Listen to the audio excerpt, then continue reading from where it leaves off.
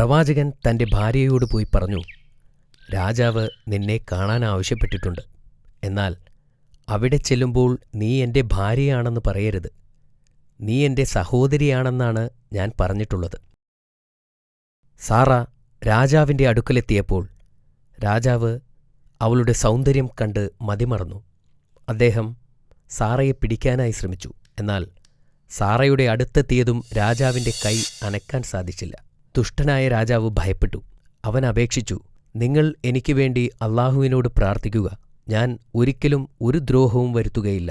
Sara അള്ളാഹുവിനോട് പ്രാർത്ഥിച്ചപ്പോൾ ആ ദുഷ്ടനായ രാജാവിന്റെ കൈകൾ സുഖം പ്രാപിച്ചു. പക്ഷേ വീണ്ടും സാറയെ കയറിപ്പിടിക്കാൻ രാജാവ് മുതിർന്നു. അവന്റെ കൈകൾ വീണ്ടും അനങ്ങാതെയായി. ദുഷ്ടനായ രാജാവ് വീണ്ടും സാറയോട് അപേക്ഷിച്ചു, വീണ്ടും അള്ളാഹുവിനോട് പ്രാർത്ഥിക്കാൻ. സാറ അള്ളാഹുവിനോട് പ്രാർത്ഥിച്ചപ്പോൾ ആ ദുഷ്ടനായ രാജാവിന്റെ കൈകൾ സുഖം പ്രാപിച്ചു. സാറ ഒരു സാധാരണ സ്ത്രീയല്ലെന്ന് രാജാവ് തിരിച്ചറിഞ്ഞു. അങ്ങനെ അവൻ സാറയ്ക്കൊരു സമ്മാനം നൽകി. അവൻ തന്റെ ദാസിമാരിൽ ഹാജറ എന്നു പേരുള്ള ഒരു അടിമയെ സാറയ്ക്ക് നൽകി. അതിനുശേഷം അവളെ വീട്ടിലേക്ക് അയച്ചു. സാറ തിരിച്ചു വന്നപ്പോൾ ഇബ്രാഹിം നബി കാര്യങ്ങൾ അന്വേഷിച്ചു. ആ ദുഷ്ടനായ രാജാവിനെ അള്ളാഹു ഒരു പാഠം പഠിപ്പിച്ചു. അവനെക്കൊണ്ട് അവന്റെ ദാസിയെ എനിക്ക് സമ്മാനമായി നൽകിച്ചു. വർഷങ്ങൾ കഴിഞ്ഞു. ഇബ്രാഹിം നബിയുടെ മുടി നരച്ചു തുടങ്ങി. അപ്പോഴും ഇബ്രാഹിം നബി ആളുകളെ ഇസ്ലാമിലേക്ക് ക്ഷണിച്ചുകൊണ്ടേയിരുന്നു. സാറയ്ക്കും പ്രായമായി. ഇനി തനിക്കൊരു കുഞ്ഞിന് ജന്മം നൽകാൻ സാധിക്കില്ലെന്ന് അവൾക്ക് മനസ്സിലായി. അതുകൊണ്ടുതന്നെ അടിമയായ ഹാജറയെ വിവാഹം കഴിക്കാൻ സാറ ഇബ്രാഹിം നബിയോട് ആവശ്യപ്പെട്ടു. അവൾക്ക് ഒരു നല്ല കുഞ്ഞിനെ നൽകി അനുഗ്രഹിക്കുവാൻ അള്ളാഹുവിനോട് പ്രാർത്ഥിക്കുകയും ചെയ്തു. മാസങ്ങൾക്ക് ശേഷം ഹാജറ ഒരു ആൺകുഞ്ഞിന് ജന്മം നൽകി. അവന് ഇസ്മായിൽ എന്നു പേരിട്ടു. കാലങ്ങൾ ഒരുപാട് കടന്നുപോയി. ഒരിക്കൽ ഇബ്രാഹിം നബി ഞെട്ടി ഉണർന്നു. അള്ളാഹുവിനു വേണ്ടി എന്തോ ചെയ്യേണ്ടതായുണ്ടെന്ന് അദ്ദേഹത്തിന് തോന്നി. അദ്ദേഹം ഹാജറയുടെ അടുത്തു ചെന്ന് പറഞ്ഞു, ഒരു യാത്ര പോകേണ്ടതുണ്ട്. ഇസ്മായിലിനെയും കൂട്ടി തയ്യാറായി നിൽക്കൂ. ഇബ്രാഹിം നബിയും ഭാര്യയും കുട്ടിയായ ഇസ്മായിലും ഒരു ദൂരയാത്രയ്ക്ക് പുറപ്പെട്ടു. ഒരുപാട് ദിവസം അവർ സഞ്ചരിച്ചു. ഒടുവിൽ ഒരു വരണ്ട മരുഭൂമിയായ മർവ പർവ്വതത്തിന്റെ താഴ്വാരത്തെത്തി. അവിടെ പഴങ്ങളോ മരങ്ങളോ ഭക്ഷണമോ വെള്ളമോ ഇല്ലായിരുന്നു. ജീവന്റെ ഒരു അടയാളം പോലുമില്ലാത്ത ഒരു താഴ്വരയായിരുന്നു അത്. അവിടെ വച്ച് ഇബ്രാഹിം നബി തന്റെ ഭാര്യയെയും കുട്ടിയെയും ഉപേക്ഷിച്ച് തിരിച്ചു നടക്കാൻ തുടങ്ങി. അവർക്ക് 2 ദിവസത്തേക്കുള്ള ഭക്ഷണം മാത്രമേ കയ്യിലുണ്ടായിരുന്നുള്ളൂ. അദ്ദേഹത്തിന്റെ ഭാര്യ അദ്ദേഹത്തോട് പൊട്ടിക്കരഞ്ഞുകൊണ്ട് ചോദിച്ചു, ഞങ്ങളെ ഈ മരുഭൂമിയിൽ ഒറ്റക്കാക്കി എങ്ങോട്ടാണ് പോകുന്നത്? അദ്ദേഹം ഒന്നും മറുപടി പറഞ്ഞില്ല. അവർ വീണ്ടും കരഞ്ഞുകൊണ്ട് അപേക്ഷിച്ചു. ഒടുവിൽ അവർക്ക് മനസ്സിലായി, ഇതൊന്നും സ്വന്തം ഇഷ്ടപ്രകാരം അല്ല അദ്ദേഹം ചെയ്യുന്നത്. അവർ വീണ്ടും വിളിച്ചു ചോദിച്ചു, അള്ളാഹു ചെയ്യാൻ പറഞ്ഞിട്ടാണോ? അദ്ദേഹം തല കുലുക്കുക മാത്രം ചെയ്തു. എന്നിട്ട് നടന്നകന്നു. അദ്ദേഹത്തിന്റെ ഭാര്യ പറഞ്ഞു, ഞങ്ങൾക്ക് ഭയമില്ല, അള്ളാഹു ഞങ്ങളെ സംരക്ഷിക്കും.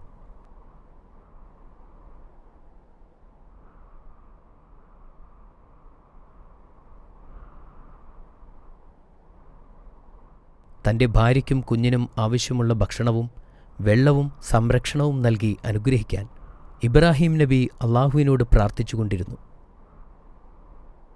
ഹാജറയുടെ കയ്യിൽ വെറും 2 ദിവസത്തേക്കുള്ള ഭക്ഷണം മാത്രമേ ഉണ്ടായിരുന്നുള്ളൂ. അതും കഴിഞ്ഞു. ഹാജറ ബാക്കിയുണ്ടായിരുന്ന വെള്ളം കുടിച്ചതിനാൽ അവരുടെ കുട്ടിക്ക് പാല് കൊടുക്കാൻ കഴിഞ്ഞു. ഏറെ താമസിയാതെ വെള്ളവും തീർന്നു. അവർക്ക് ദാഹം അനുഭവപ്പെടാൻ തുടങ്ങി. കുറച്ചു കഴിഞ്ഞപ്പോൾ കുഞ്ഞ് ദാഹിച്ച് കരയാനും തുടങ്ങി. അവർ അടുത്തുള്ള മർവ പർവ്വതത്തിലേക്ക് ഓടിക്കയറി. അവിടെ ആരെങ്കിലും കാണുകയോ എന്തെങ്കിലും ലഭിക്കുകയോ ചെയ്തിരുന്നെങ്കിലെന്ന പ്രതീക്ഷ അവർക്കുണ്ടായിരുന്നു. പക്ഷേ അങ്ങനെ ഒന്നും കാണാൻ സാധിച്ചില്ല. തുടർന്ന് അടുത്തുള്ള പർവ്വതമായ സഫയിലേക്ക് ഓടി. അവിടെയും ഇതുതന്നെയായിരുന്നു അവസ്ഥ. അങ്ങനെ അവർ 7 തവണ സഫയ്ക്കും മർവയ്ക്കും ഇടയിലൂടെ ഓടി.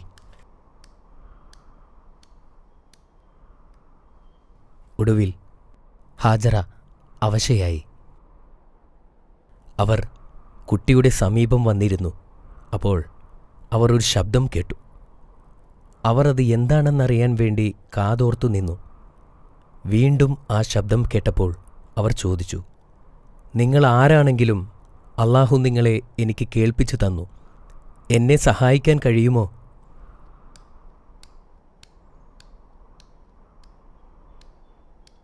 അപ്പോൾ അവിടെ ഒരു മലക്ക് കുഴി കുഴിക്കുന്നതായി കണ്ടു.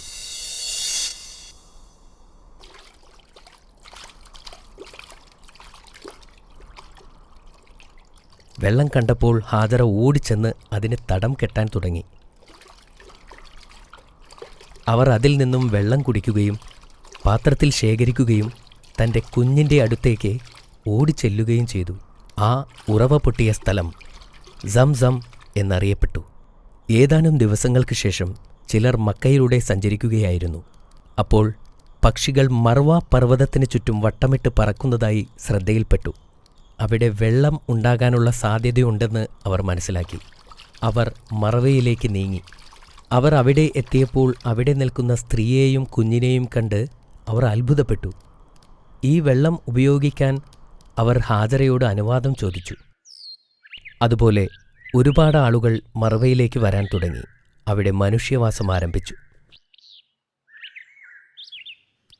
ഇസ്മായിൽ നബി വളർന്നു വലുതായി. അദ്ദേഹം മർവ നിവാസികളുടെ അടുക്കൽ നിന്നും അറബി പഠിച്ചു. അദ്ദേഹം വളരെ നല്ല ബാലനായി വളർന്നു. അദ്ദേഹത്തിൻ്റെ നന്മകൾ കാരണം എല്ലാവരും അദ്ദേഹത്തെ ആദരിച്ചു. അദ്ദേഹം തൻ്റെ പിതാവിനെക്കുറിച്ച് ആലോചിക്കാറുണ്ടായിരുന്നു. ഒരു ദിവസം ഇബ്രാഹിം നബി തിരികെ വരുമെന്ന് അദ്ദേഹത്തിന് അറിയാമായിരുന്നു.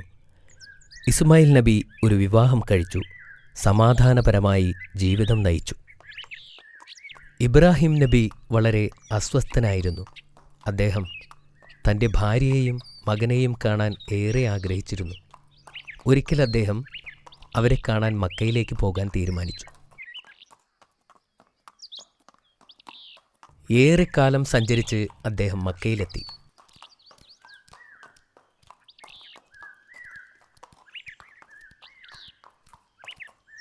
ഇബ്രാഹിം നബി എത്തുന്നതിന് മുമ്പ് തന്നെ ഹാജറ ബീവി വഫാത്തായിരുന്നു.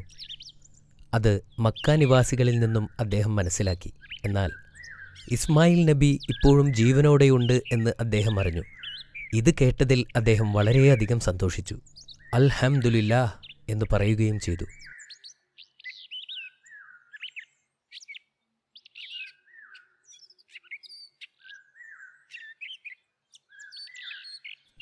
ഇസ്മായിൽ നബി പിതാവിനെ കണ്ടതും ഓടിച്ചെന്ന് അദ്ദേഹത്തെ കെട്ടിപ്പിടിച്ചു. അദ്ദേഹത്തിന് സ്വന്തം കണ്ണുകളെ വിശ്വസിക്കാനായില്ല. ഏറെ കാലങ്ങൾക്ക് ശേഷം തൻ്റെ പിതാവിനെ കണ്ടതിൽ അദ്ദേഹം വളരെയധികം സന്തോഷവാനായിരുന്നു. അവർക്ക് ഇരുവർക്കും ഇത് വളരെ സന്തോഷമുണ്ടാക്കിയ സമയമായിരുന്നു. ഒരിക്കൽ അള്ളാഹു ഇബ്രാഹിം നബിയെ പരീക്ഷിക്കാൻ തീരുമാനിച്ചു. ഇബ്രാഹിം നബി ഉറങ്ങുമ്പോൾ ഒരു സ്വപ്നം കണ്ടു. അതിൽ അദ്ദേഹം തൻ്റെ മകനെ അള്ളാഹുവിനു വേണ്ടി ബലിയർപ്പിക്കുന്നതായും കണ്ടു. അദ്ദേഹം ഞെട്ടിയെണീറ്റു.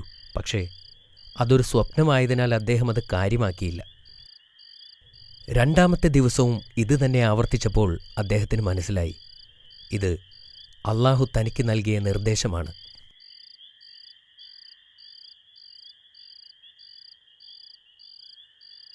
ഇബ്രാഹിം നബി ഇസ്മായിൽ നബിയെ വിളിച്ചു.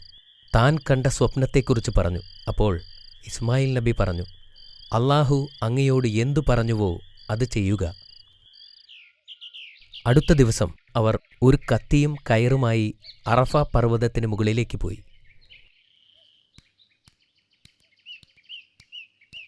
പർവ്വതത്തിന് മുകളിലെത്തിയപ്പോൾ ഇസ്മായിൽ നബി തൻ്റെ കൈകാലുകൾ കെട്ടിയിടാൻ തൻ്റെ പിതാവിനോട് ആവശ്യപ്പെട്ടു. കാരണം അല്ലെങ്കിൽ ബലിയർപ്പിക്കാൻ ബുദ്ധിമുട്ടുണ്ടായേക്കാം. ഇബ്രാഹിം നബി അതനുസരിച്ചു. എന്നിട്ട് സ്വന്തം കണ്ണുകളും മൂടിക്കെട്ടി. തൻ്റെ മകൻ്റെ മരണം കാണാൻ ത്രാണിയില്ലാത്തതിനാലായിരുന്നു അത്. നബി തൻ്റെ കത്തി ഉയർത്തി. എന്നാൽ പെട്ടെന്ന് ആകാശത്ത് നിന്നൊരു ശബ്ദം കേട്ടു. ഇസ്മായിൽ നബിക്ക് പകരം ദൈവം ഒരു ആടിനെ യാഗമർപ്പിക്കാൻ കൽപ്പിച്ചു. നബി വളരെയധികം സന്തോഷവാനായി. അള്ളാഹുവിൻ്റെ പരീക്ഷണം അവർ ജയിച്ചിരുന്നു. അവർ ആ ആടിനെ അറുത്ത് അതൊരു വലിയ ആഘോഷമാക്കി മാറ്റി.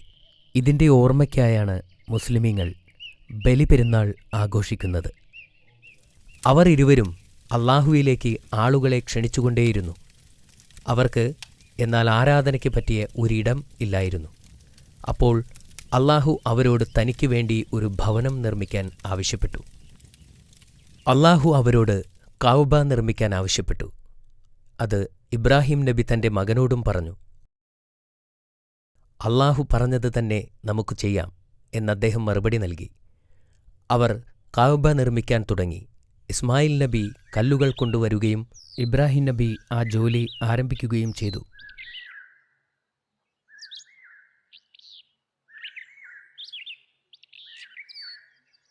ചുമരിന് ഉയരം കൂടിയപ്പോൾ ഇസ്മായിൽ നബി വലിയ കല്ലുകൾ ഇബ്രാഹിം നബിക്ക് വേണ്ടി കൊണ്ടുവന്ന് അദ്ദേഹം അതിന് മുകളിൽ കയറി നിന്ന് തൻ്റെ ജോലി പൂർത്തിയാക്കുകയും ചെയ്തു.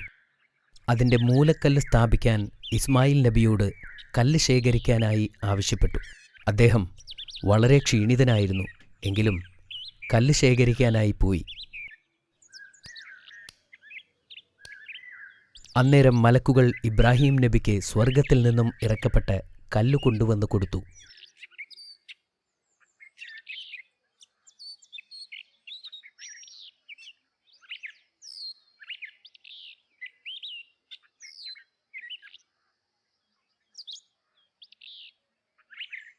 ആദ്യകാലത്ത് അതിൻ്റെ നിറം വെളുപ്പായിരുന്നു.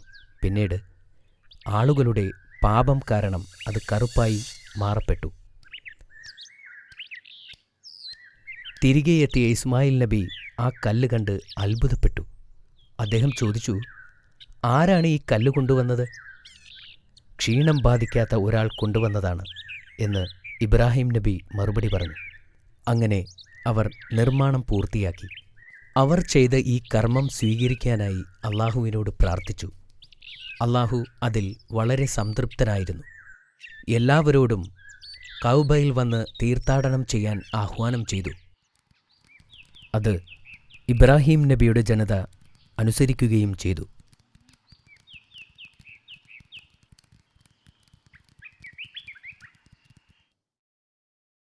ഇബ്രാഹിം നബിക്കും സാറയ്ക്കും പ്രായമായി. ഒരിക്കൽ അവരുടെ വീട്ടിലിരിക്കുമ്പോൾ 3 അതിഥികൾ വരുന്നത് കണ്ടു. യഥാർത്ഥത്തിൽ അവർ അള്ളാഹു അയച്ച മലക്കുകളായിരുന്നു. ഇബ്രാഹിം നബി അവരെ സ്വീകരിച്ചു. അവർക്ക് ഭക്ഷണം വിളമ്പി. ചുട്ട കാളക്കുട്ടിയുടെ മാംസം അവർക്ക് നൽകി. എന്നാൽ ആ ഭക്ഷണം അതിഥികൾ തൊടുന്നതുപോലും ഉണ്ടായിരുന്നില്ല. ഇത് കണ്ട ഇബ്രാഹിം നബി ഭയപ്പെട്ടു. അപ്പോൾ അവർ പറഞ്ഞു, അള്ളാഹു അയച്ച മലക്കുകളാണ് ഞങ്ങൾ. ഇബ്രാഹിം നബിക്ക് ഒരു സന്തോഷവാർത്ത അറിയിക്കാനാണ് ഞങ്ങൾ വന്നത്. സാറ ഒരു ആൺകുഞ്ഞിന് ജന്മം നൽകും. അവനെ നിങ്ങൾ ഇസ്ഹാഖ് എന്ന് വിളിക്കണം. അവൻ ഭാവിയിൽ ഒരു പ്രവാചകനായിത്തീരും. അവർ പറഞ്ഞു. സാറ അത്ഭുതപ്പെട്ടു. എനിക്ക് പ്രായമായി, ഇനി ഞാൻ എങ്ങനെ ഒരു കുഞ്ഞിന് ജന്മം നൽകും? അപ്പോൾ മലക്കുകൾ പറഞ്ഞു, അള്ളാഹുവിന് എല്ലാം സാധ്യമാണ്. കുറച്ചു മാസങ്ങൾക്ക് ശേഷം സാറ ഗർഭിണിയാവുകയും ഒരു കുഞ്ഞിന് ജന്മം നൽകുകയും ചെയ്തു. കുഞ്ഞിന് ഇസ്ഹാഖ് എന്ന് പേരുമിട്ടു.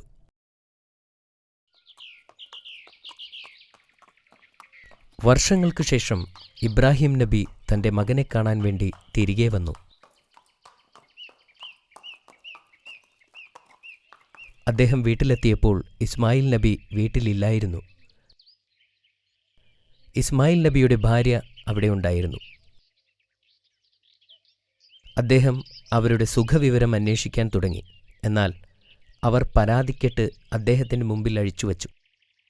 ഇബ്രാഹിം നബിക്ക് മനസ്സിലായി, അള്ളാഹുവിൻ്റെ അനുഗ്രഹങ്ങൾ അവൾ ആലോചിക്കുന്നു പോലുമില്ലല്ലോ.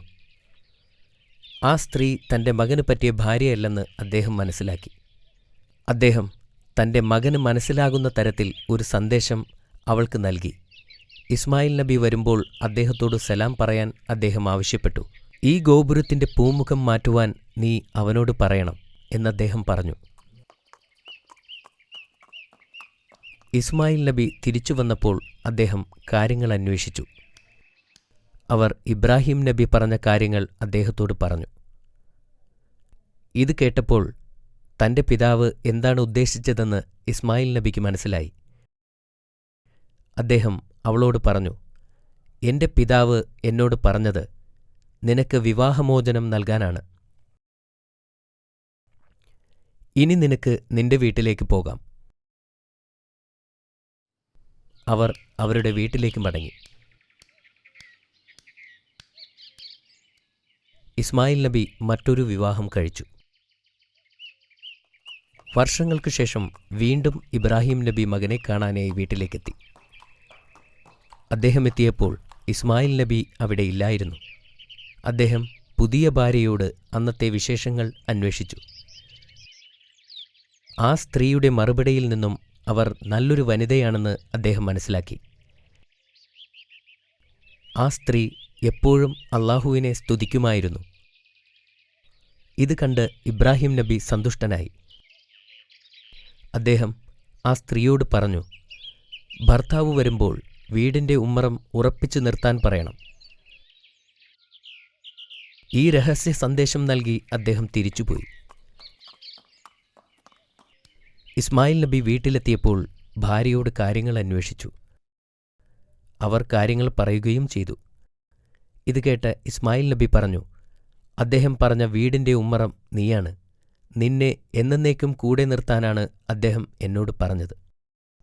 ഇസ്മായിൽ നബി 137 വർഷക്കാലം ജീവിച്ചിരുന്നു. 175 വർഷക്കാലം ഇബ്രാഹിം നബി ജീവിച്ചു. അദ്ദേഹത്തിന്റെ ജീവിതകാലം മുഴുവനും പരീക്ഷണങ്ങളെ നേരിട്ടിരുന്നു. അള്ളാഹുവിൽ ഉറച്ചു വിശ്വസിച്ചിരുന്നു. ഇബ്രാഹിം നബി അദ്ദേഹത്തിന്റെ ജീവിതം കൊണ്ട് നമ്മെ പഠിപ്പിക്കുന്നത് അള്ളാഹുവിനെ അളവറ്റ് സ്നേഹിക്കാനാണ്. 25ഓളം പ്രവാചകന്മാരുണ്ടായിട്ടും അള്ളാഹു മനുഷ്യത്വത്തിന് മാതൃകയായി 2 പേരെ മാത്രമേ ഖുർആനിൽ പറഞ്ഞിട്ടുള്ളൂ. അത് ഇബ്രാഹിം നബി അലൈഹിസ്സലാമും മുഹമ്മദ് നബി സ്വല്ലല്ലാഹു അലൈഹി വസല്ലമയുമാണ്. മാഷാ അല്ലാ, ഇത് വളരെ മനോഹരമായ കഥയായിരുന്നു. നിനക്ക് ഇസ്മായിൽ നബിയുടെ കഥ ഇഷ്ടപ്പെട്ടോ? തീർച്ചയായും ബാബ. ഞാൻ ഈ കഥയിൽ നിന്നും കുറച്ച് ചോദ്യം നിന്നോട് ചോദിക്കാം. നീ റെഡിയാണോ? ചോദിക്കട്ടെ? ചോദിക്കൂ. ഹാജറ റളിയല്ലാഹു അൻഹ ഓടിയ പർവ്വതങ്ങളുടെ പേരുകൾ എന്തൊക്കെയാണ്? അത് സഫ മർവ പർവ്വതങ്ങളാണ്. വഴിയാത്രക്കാർ പ്രവാചകന്റെ ഭാര്യയെയും കുട്ടിയെയും കണ്ടുപിടിച്ചതെങ്ങനെ? ഞാൻ നിനക്ക് കുറച്ച് ഓപ്ഷൻസ് തരാം. ഓപ്ഷൻ എ, മൃഗങ്ങൾ പർവ്വതത്തിലേക്ക് ഓടുന്നതായി അവർ കണ്ടു. ഓപ്ഷൻ ബി, മലയുടെ മുകളിൽ നിന്നും ഒഴുകുന്ന വെള്ളം അവർ കണ്ടു. ഓപ്ഷൻ സി, മലകൾക്ക് മുകളിലൂടെ പക്ഷികൾ പറക്കുന്നത് അവർ കണ്ടു. അത് ഓപ്ഷൻ സി. അവർ മലകൾക്ക് മുകളിലൂടെ പറക്കുന്ന പക്ഷികളെ കണ്ടു. ശരിയുത്തരമാണ് അമീർ. അടുത്ത ചോദ്യം ഇതാ. എങ്ങനെയാണ് ഇബ്രാഹിം നബി പരീക്ഷിക്കപ്പെട്ടത്? അല്ലാഹു ഇബ്രാഹിം നബിയോട് സ്വന്തം മകനെ ബലി നൽകാൻ ആവശ്യപ്പെട്ടിരുന്നു. അദ്ദേഹം തന്റെ പുത്രനെ ബലി കൊടുത്തിരുന്നോ? ഇല്ല. ബലിയർപ്പിക്കുന്നതിന് തൊട്ടുമുമ്പ് അല്ലാഹു അദ്ദേഹത്തെ പരീക്ഷിച്ചതായി പ്രവാചകനോട് പറഞ്ഞു. ഒരാടിനെ അയച്ചു കൊടുത്തു. മാഷാ അല്ലാ, എല്ലാം വളരെ ശരിയാണ്. നീ എല്ലാം ശ്രദ്ധിച്ച് കേട്ടിട്ടുണ്ടല്ലോ. താങ്ക് യു ബാബ. മലക്കുകൾ നൽകിയ വെളുത്ത കല്ലിന്റെ നിറം എന്തുകൊണ്ടാണ് കറുത്ത നിറമാവാൻ കാരണം? പറയൂ. ആളുകൾ ഭൂമിയിൽ ചെയ്ത പാപങ്ങൾ കാരണമാണ്. എക്സലന്റ്. എങ്കിലിതാ നിനക്കുള്ള അവസാനത്തെ ചോദ്യം. ഇബ്രാഹിം നബിയുടെ രണ്ടാമത്തെ പുത്രന്റെ പേരെന്തായിരുന്നു? അത് ഇസ്ഹാഖ് നബി അലൈഹിസ്സലാം. ശരിയല്ലേ ബാബ? അതെ മോനെ, അത് ശരിയുത്തരമാണ്. ഇന്നത്തേക്ക് ഇത്രയും മതി. മോനെ അമീർ, പ്രവാചകന്മാരുടെ കഥകളിൽ നിന്നും നീ നല്ല പാഠങ്ങൾ പഠിക്കുന്നുണ്ടല്ലോ അല്ലേ? നാളെ ആരുടെ കഥയാ പറയാൻ പോകുന്നത്?